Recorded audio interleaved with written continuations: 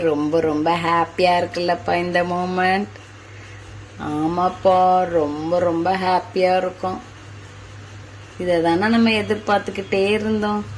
என்ன காலையிலேயே எல்லாரும் உட்காந்து டிஸ்கஸ் பண்ணிட்டு இருக்கிற மாதிரி இருக்கே. எதை பத்தி டிஸ்கஸ் பண்றீங்க?